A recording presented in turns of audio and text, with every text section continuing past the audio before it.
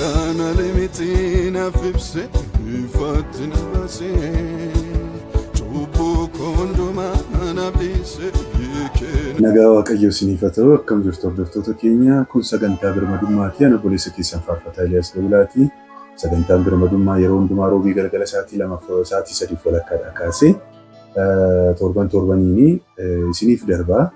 Kan inni isiniif darbu YouTube chaanaaliidhaani Eliyaas Daawulaa Official Channel kan jedhu irrattidha. Kan inni isiniif darbu Eliyaas Daawulaa Official Channel kan jedhu sagantaa birmadummaa achirrattidha. Kan inni isiniif darbu warri maatii taatan hin beektu. Amma ergaa jalqabne bubbulleerraa gara kutaa 31 har'a kan nu jirru. Waaqayyoon guddiseen galateeffadha. Kana hundumaa keessatti haalli nu mijatee utuu hin ta'in haala ulfaataa keessatti inni nu gargaare Waaqayyo Gooftaan maqaan isaa kan eebbifame ta'u. Sagantaan kun meeshaan guutuu ta'ee jennaan miti. Bilbilaanidha kan inni isiniif waraabamu. Waaqayyotu nu gargaare. Kanumaan garuu hojiin Waaqayyoo amma daarii lafaatti hojjetamaa jira. Sagaleen Waaqayyoo dubbatamaa jira. Jalloota, hamoota, sobdoota, warra maqaa Kiristoos xureessanii jalatti gufuu itti ta'e maqaan Kiristoos akka qulqullaa'u sababa tokko kan ta'e keessa sagantaa birmadummaa Waaqayyoon guddiseen galateeffadha. Isa kana humni keenya Waaqayyo, humni keenya Waaqayyo. Galanni isaaf haa ta'u. Sagantaa kana warri har'a akka tasaa dhuftan baga nagaadhaan dhuftan isiniin jedha. Kana booddee maatii akka taatan subscribe, comment, share, like akkasiin gootan sagantaa kana akkasiin yeroo hundumaa hordoftan jaalala Gooftaatiin isin gaafadha. Waaqayyo maqaan isaa eebbifamu irrallee gaafuma amma walii wajjiniin Waaqayyo nama nutti dubbate akkamiin beekna kan jedhu irrattidha kan nu barataa jirru. 31 jirra har'a. Qabxii sadaffaadha kan walii wajjin nama Waaqayyootti dubbate akkamiin beekna. Qabxii sadaffaa walii wajjiniin jalqabna. Har'a hin xumurru. Qabxii kanarraa baay'inaan irra tutturra jedhee yaada. Irra tutturra qabxii kanarra. Kanaaf mee utuu hin jalqabiniin dura Waaqayyoon kadhannee sagantaa keenyatti fufna. Gooftaa keenya Yesuus Kiristoos maqaan kee bara baraan haa eebbifamu. Yeroo kana nu laatte ulfaadhu. Maqaan kee haa eebbifamu. Situu sa'aatii namaa kenna. Situu sagalee kee abbaa barbaadetti dubbata. Nutti dubbachuu waan jaallatteef galanni siif haa ta'u. Utuu ati nuunooddee maal taana laata? Galanni siif haa ta'u. Nutti dubbachuu waan jaallatteef biyya garaagaraa keessa ta'anii sagantaa kana hordofaa kan jiran maqaa Gooftaa Yesuusiin sagaleen kun jireenya isaanii irratti hojjetu. Hamaan nu lolu maqaa Gooftaa Yesuusiin bakka jirutti kan hidhamee haa ta'u. Jalqabaaf xumura nuuf ta'e maqaa Yesuus Kiristoosiin si kadhanneerraa oolu. Ameen. Egaa sagantaa kana daqiiqaa gabaabduudha kan walii wajjin hin barannu waan ta'eef utuu hin xumurii eessallee hin deemina. Xumuraa dhaggeeffadhaa. Warri kanaan dura hin hordofne har'a akka tasaa maatii keenya kan taatan jalqabaa kaasaati yuutuubii kana seenaatii isin fayyada waan ta'eef hordofaan isiniin jedha. Waaqayyo Gooftaan maccaa isin haa eebbisu. Egaa sagantaan birmadummaa faarfannaan adda addaa barumsi adda addaa paanaal diskeshinii Gooftaa yoo jedhee meeshaan gaafa nuu guutu hin jalqabna. Qulqulluu sagalee Waaqayyoo kan nuun irratti hirmaannudha. Sagantaan kun maqaan Waaqayyoo eebbifamu ragaatti fuufna kunoo kutaa sadaffaa walii wajjin ilaalla. Kutaan sadaffaan nama Waaqayyootti dubbate akkamiin beekna kan jedhu qalbii diddiirrannaa labsa. Namni Waaqayyootti dubbate calluma jedhee natti dubbateera. Ilaa kun amma kanayyuu argaan jira. Amma kanayyuu akkannaan jedhaa jira. Durraa karrayyuu maal kan jedhan guutan. Waaqayyoon natti dubbateera. Namoonni bakka Waaqayyootti itti dubbate waan ta'eef jedhanii yeroo baay'ee rooma'u jira. Bakka Waaqayyoon dubbateedha ni sodaata namni. Adda baafachuutu nurra jiraata. Waaqayyo namatti dubbachuusa, nama sanatti dubbachuusa, sittis dubbachuusa. Nama Waaqayyoo itti dubbateeru qalbii diddiirrannaa labsa. Kiristiyaanni tokko kiristiyaana sirriidha kan inni jedhamu. Waa'ee tajaajilaa, waa'ee raajummaa yoo dhiisa. Kiristiyaanni tokko kan inni ittiin beekamu kiristiyaana ta'uusaa qalbii diddiirrata. Yakka cubbuu hojjetetti ofiisaa qalbii diddiirrata. Ofiisaa cubbuu hin jaallatu, cubbuu jibbu.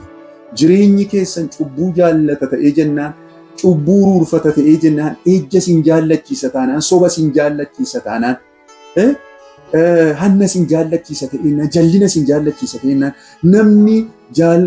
nama jaalladhu sin godhu ajjeesi.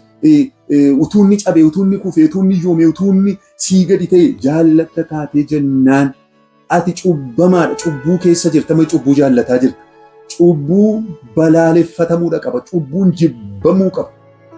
Cubbuu namni qalbii diddiirrateef, namni cubbuu isaa himateef, namni cubbuu isaa dhiisedha sagaleen Waaqayyoo akkasidha Yohaannis. Namni dhiise. Dhiisuudhaaf nama murteessu, nama jibbee. Ba'aan keessan kan isin nutti ulfaate hundi keessan gara koo kottaa Gooftaan Yesuus Kiristoos. Gara koo kottaa noo maalan godha isinan boqochiisan. Nama ba'aan cubbuun nama itti ulfaate. Isa jibbisiisee raqatti jedhee. Nama akkasii dharraati fuudha Gooftaan. Nama cubbuu jaallaturraa ba'aan fuudhu Gooftaan. Ba'aa cubbuu irraan fuudhu cubbuu sana. Isan gargaaru Waaqayyo. Namni akkasii Gooftaadhaaf hin ta'u. Kanaaf nama cubbuu balaaleffatu, nama cubbuu mormu, nama cubbuu jala dhaabbatu, nama cubbuutti dheekkamu, nama cubbuu hojjete qalbii diddiirratu namatti hin jiru. Ofii isaas qalbii diddiirratee warra kaanis qalbii kan diddiirratu dhiis wanta kanarraa deebii nama jechuu danda'u. Namni akkasii Waaqayyotu isa erge. Yohaannis cuuphaa fudhanneeti miti kan nuun ilaalaa jiru. Yohaannis cuuphaa fudhannee ilaalaa jirra miti. Yohaannis cuuphaan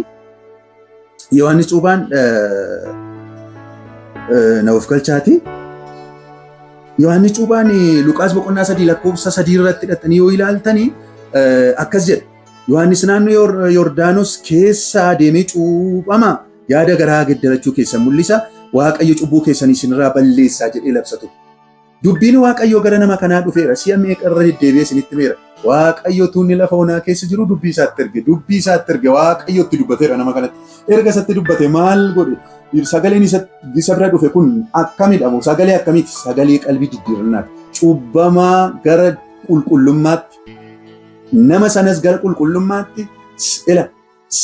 Qulqullummaa labsus raajii kanas warra inni itti raajuus qalbii diddiirradhaa kan jedhutu gara isaa dhaqe. Argitanii iddoo kanatti Yordaanos keessa deemee nama hundumaatiin maal jedhaa? Qalbii diddiirradhaa cuuphamaa qalbii diddiirraa cuuphamuun kana booddee kaleessa cubbuu keessan ture irraa kaasee cubbuu kana keessa du'ee eessaatii du'aa ka'eera Yesuus Kiristoos duukaa jechuudha.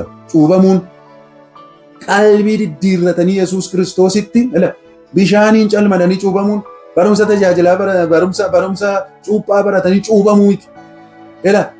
Cubbuu kaleessaa dhiisuudhaaf murteessanii cuuphamuudha. Duudha Yesuus Kiristoos wajjin cubbuu jala duudha. Cubbuu wajjiniin jireenyi hin jiru. Cubbuu wajjiniin nama cubbuu wajjiniin jiru Yohaannis cuuphaan nama cubbamaa argee takka biran darbu ture. Nama cubbama gara isaa nama dhufe abbaa barbaadaa ta'u cubbamaadha taanan akka jiran qalbii keessan diddiirradha. Naannoo Yordaanos keessa deemee qalbii diddiirrachuu keessan mul'isaa yaada garaatti eddarachuu keessan mul'isaa Waaqayyo cubbuu keessan isiniif dhiisa maqaan isaa kan eebbifame ta'u. Qalbii diddiirradhu jedha nama cubbamaa gaafa argu eenyu nama Waaqayyo itti dubbate. Sodaa tokko malee ija jabinaan dubbata ture Yohaannis cuuphaan. Sodaa tokko malee nama cubbamaa gaafa argu billaa isaa baatu namni suni abbaa taayitaa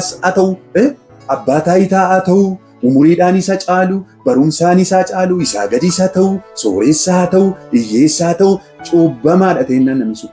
Yohaannis cuuphaa bira dhaqeennaan cubbamaan tokko ergaa inni isarraa dhaga'u raajiin Yohaannis cuuphaa bira deemu nama akkasii maalidha beektu? Nama akkasii Yohaannis cuuphaa bira gaafa dhaqu kan inni dhaga'u tokkoof tokko qalbii diddiirradhu. Hojii kee kanarraa deebi. Cubbuu hojjetaa jirta. Kanaafuu qalbii diddiirradhu jedha ture. Maqaan Waaqayyoo kan eebbifame haa ta'u. Namoota gara isaa dhufan hundumaa cubbuu isaanii wajjin takka isaanii nuruursine waan isin dhugu keessaa itti dheekkame malee. Lakkoofsa 7-9 irratti iddoodhuma sana yoo dubbifanne akka jedha. Akkuma kanattis Yohaannis namoota cuuphamuudhaaf baay'atanii gara isaatti ba'anii gorsuutti ka'ee isin ijoollee marrataa nana dheekkamsa isinitti bu'uuf jiru jara akka baqattaniif eenyutu si yaadachiise. Amma yaada garaa geddarachuun keessan ija gaarii haa godhatu. Abbaan keenya Abrahaam jettanii of hin jajinaa. Waaqayyo Abrahaamiif dhagoota kanatti ijoollee kaasuu akka danda'u isinittan himaa. Ammayyuu qottoon hidda mukaa hundumarra kaa'amee jira. Mukti jagaariin godhanne hundinuu muramee ibiddatti naqama jedhe tu dubbata. Hunda isaaniitti dheekkama maal? Isin ijoollee marra taanan eenyuun waraana fa'iin akka jedha. Kanaan dura isinitti dubbadde waraana fa'iin isin ijoollee marra taanan. Isin ijoollee marra taate. Abbaa taayitaa cubbamaa tokko qaba. Ati ijoollee marra taate. Fuula isaaniitti matu. Fuula riskii qaba wantichi beekamaadha.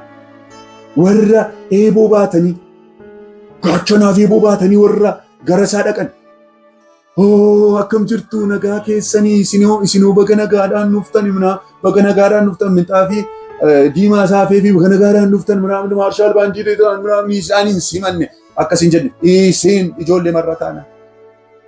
Eekkamsa dhufuuf jedhu ba'uu jalaati ba'uudhaaf eenyutu isin gorse amma dhuguma qalbii diddiirrachuudhaaf dhuftanii waldaa kiristiyaanaa gaafa deemtan baay'een keessan abbootiin qabeenyaa abbootiin taayitaa qalbii diddiirrachuuf badii keessan irraa deebi'uudhaaf miti baay'een keessan achumatti isin jajjabeessu raajonni sobduun guutan cubbamaa gaafa argan cubbuu isaatti himan inni sababa mataa isaa qaba hin dheekkaman isa qabxii itti aanutti walii wajjin ilaala. Maaliif waldaa kiristiyaanaa warri haadhoo dabalatee har'a hin dheekkaman? Maaliif hin dheekkaman? Isa torban itti fufna. Ittiin dubbatan abbaa taayitaatti hin dubbatan xinnoo qabeenya qabateennaan kurnoo kanaan isaan gowwoomsaa dhayyeessaa boosisaa oolee yoonni kumaatamaan gaafa inni kaffalu inni ajjeese waa tokkumaa hin dubbatamu. Abbaa taayitaa taanaan silaa farda yaabbattee to'ate gaaratti ol baatuun argee jettuttiin. Akkasittiin jettu inni koo farda gurraacha yaabbateetu si olitti gabbu'aa jira. Atoo farda yaabbatee ol deema. Farda gurraacha yaabbattee si olitti gabbu'aa jirtan immoo sittan hima dhaggeeffadhu. Isinittan hima. Cubbuu wajjiniin gaaratti ol ba'uun farda yaabbachuun hin jiru. Qalbii diddiirradhu. Qalbii diddiirrannaan keessanii isa dhugaa jechuun maal jechuudha? Deebi'u. Kaleessa natta taanaan dhiisuutu sirra jira. Kaleessa sobda taanaan dhiisuutu jira. Kaleessa waliin dhoofta taanaan dhiisuutu sirra jira. Completely dhaabuutu sirra jira. Kaleessa namatti naafta taanaan irra dhaabuutu sirra jira. Hin dhaabdu taatee jennaan farda diin hin jiru. Raajonni kee ofumaa mana keetti galanii abbaa taayitaa yaa abbootii qabeenyaa ofumaatii mana keessanitti galanii isin gowwoomsu. Aariyaa baasa ani isinittan himaasa dhugaasa. Ani mana keessan isin dhufu waa tokkos isinirraan barbaadu dhaggeeffadhaa waan Waaqayyo isiniin jedhu. Waaqayyo gooftaan maccaa akkasii isiniin jedhu cubbuu hojjettu taanaan ammayyuu cubbuu keessa jirtu taatanii jennaan. Ela farda hadiin eeginaa. Guddina eeginaa. Ulfina eeginaa. Isinii fi si'oolitu isiniif qophaa'e. Isin ergamoota seexanaa wajjin ibidda bara baraattidha kan isin galtan. Kanaafoo cubbuu keessan irraa deebi'aa qalbii diddiirradhaa isiniin jedha Waaqayyo gooftaan maccaa.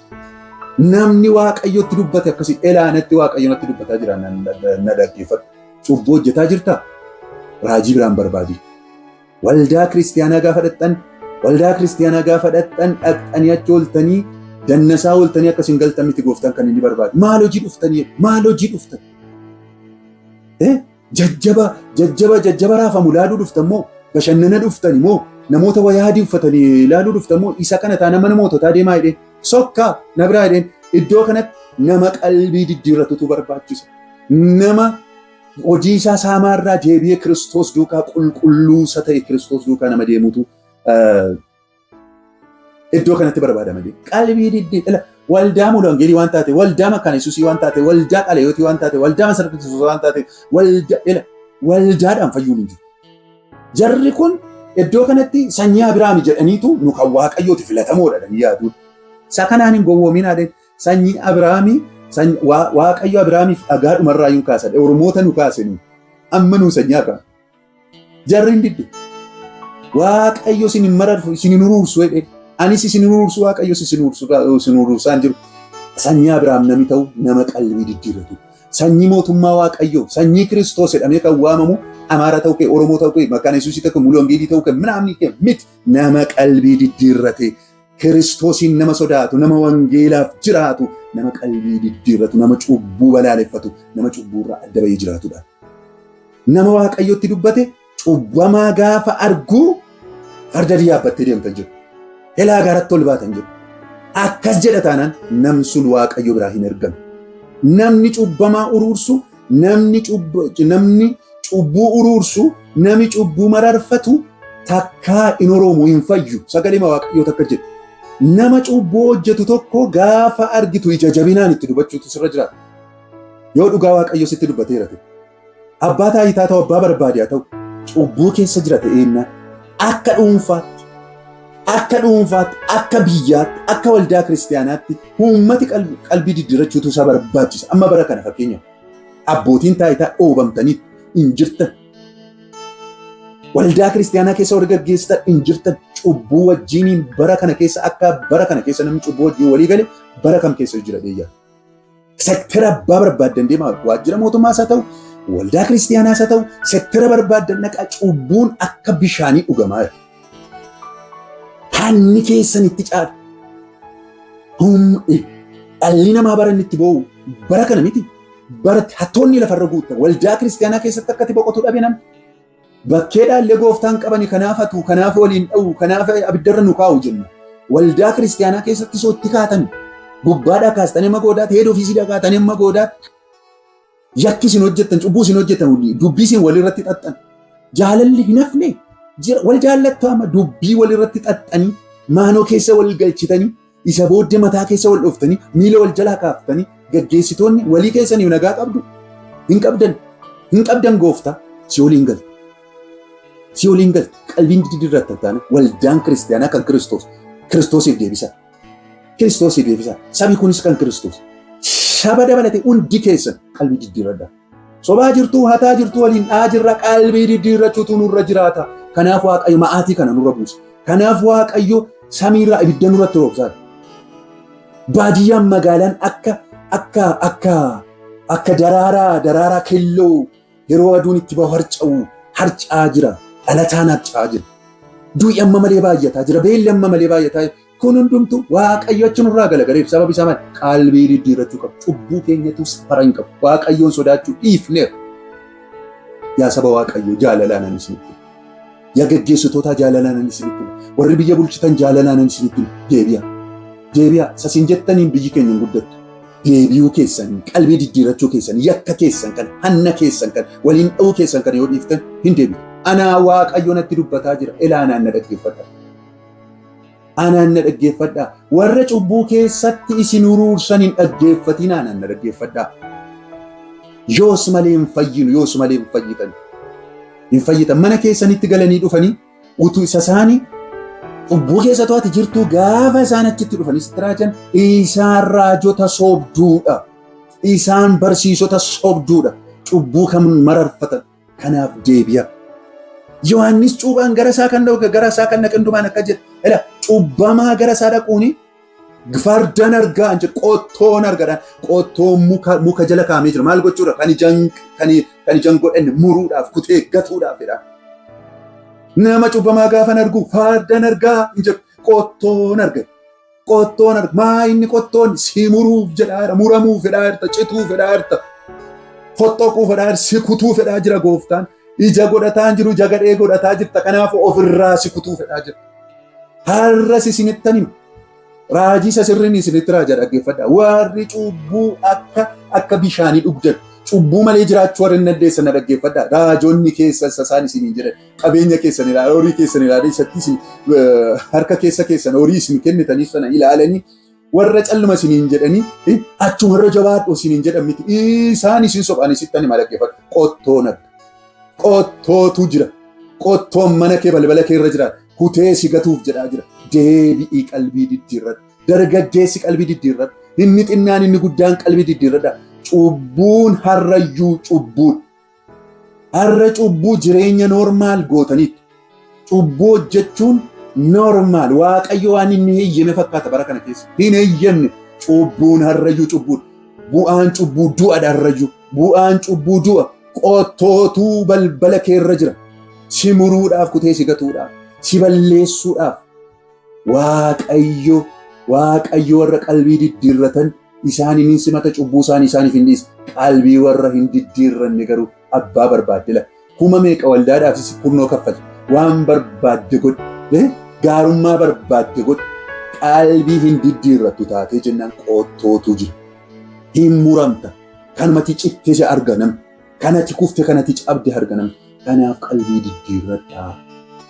Qalbii diddiirradhaa gara gooftaatti deebi'aa. Jedha nama Waaqayyotti dubbata. Anaan fakkeenyaaf natti dubbateera Waaqa. Nama cubbuu elaa. Anaan na dhaggeeffadhu. Nama cubbuu hojjetu. Nama cubbuu wajjin walii galee jiraatu. Qottootu isaaf mala malee farda yaabbatee gaaratti ol bahuu guddinni isaaf hin malu. Takkaama hin ta'u. Takkaan ta'u obboloota koo waliin gowwoomsi. Isinan jaalladha. Saxinnaasa guddaas isinin jaalladha. Yeroo nani dheekkamu yeroo nan addana kanarraa dheekkamu maalumaaf aartaasa jettani isa. Anuma sumaaraa dheekkamaa sitti dubbatu kanatu waan fayyinaa, waan si fayyisu, waan si jiraachisu anatu sitti dubbataa jira. Kanaaf dargaggoonni bara kana jirtan abbootiin taayitaa, abbootiin qabeenyaa ofumaan hin jibbina. Ofumaan cubbuu keessatti cubbuun dabalatina na dhaggeeffadha. Qottoo kanaa harkaa oola. Qalbii diddiirradhaa fayyaa yookaan du'atu jira yookaan ammayyuu duutittuma dabala. Inni sin jettan soba. Elaa biyyi keenya hin dagaagditu sin jettanii gada deemu. Elaa kunoo ifatu jira tottanii ilma dukkana. Ganaa dukkanaa. Cubbuu wajjin hin jiru. Cubbuu wajjin jireenyi jiru du'a malee. Dukkana malee hin jiru cubbuu wajjin. Qalbii diddiirrannu raajootii warri sirriin cubbamaadhaan qalbii diddiirradhu jedhu malee farda yaabbattee gaaratti ol baatan jedhan. Nama Waaqayyotti dubbate maaliin adda baafna? Cubbuu balaaleffate. Cubbamaadhaan qalbii diddiirradhu. Qalbii diddiirrannaa labsa. Bara kana keessa qalbii diddiirrannaan hafeera. Raajima qalbii diddiirradhu namaa jedhu isin argitanii? Lallabaa qalbii diddiirradhu namaa jedhu isin argitanii? Cubbamaa gaafa argu xinnoo ishee qabeenya qabataanaan taayitaa qabataanaan silaa fakkaati balleessiteetti ittiin hin jedhan danda'ani. Yohaannis Cuuphaan garuu Heroodisitti iyyuutti dubbate. Sabiyya bulchuun haadha manaa boleessa keetii fuute miti, harkaa fudhatte miti, ati biyyatuu gaggeessitu maaliif akka gootaa hidheetti dubbate. Qeezonni bara sana, luboonni bara sana, paasteroonni bara sana jiran, barsiisonni seera bara sana jiran afaan isaanii qabatanii taa'u turan. Maaf akka goote jire. Abbaa taayitaa sabiyya bulchuun akka jedhee du'e.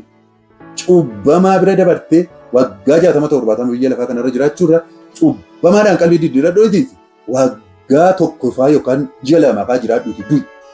Isa kana jireen, isa kana fiixaan ba'us. Tooftaadhaan hundumaa wajjin walii galanii waggaa 70 biyya lafaa kanarra jiraachuurra gama Waaqayyoo dhaabbatanii cubbamaatti cubbuu isaa himanii sakaraarraa ka'etti karaatti deebisaniitu guyyaa 7 jiraatanii du'u. Waaqayyo si haa gargaaru. Waaqayyo nu haa gargaaru. Waan ani hojjedhu kun umurii keessa hin dheeressuudhu namoonni baay'een. Yes, I know. Nam beeka umuriin dheeressu wantichi. Jireenya bara baraa naa kenna garuu. Maqaan gooftaa eebbifamu. Si wajjiniin dhoqqee dhoobaa moo biyya lafaa kanarra? Si wajjiniin dhoqqee dhoobaa cubbuu dhoobaa. Si wajjiniin walii galee biyya lafaa kanarra jiraachuu korra. Yookaan ati deebitee yookaan immoo ati naajjeeftee gara abbaa koo deemuu kun hawaasu. Maqaan Waaqayyoo kan eebbifamee ta'e. Egaa sagantaa keenya guyyaa har'aa kanumaan xumurraa sagantaa keenya sattaanutti deebinee wal agarraa. Kun sagantaa birmadummaati. Sagantaa keessan yeroo hundumaa roobii sa'aatii 3:00 kaasee kan isiniif darbu sagantaa keessan sagantaan birmadummaa YouTube chaanaalii Eliyaas Gabulaa Official Channel kan jedhu irratti darbaa. Subscribe godhaa. Share, comment, like gochuu hin dagatina. Waaqayyo gooftaan maccaa isinaa eebbisu. Sagantaa sattaanutti deebinee wal agarraa. Dhugichi birmaduu sin baasa. Dhugichatti qabamaa jiraadhaa. Nagaatti. Waaqayyo gooftaan maccaa isinaa wajjin. Ameen. Kana limitiin afibse ifaatti na baasee.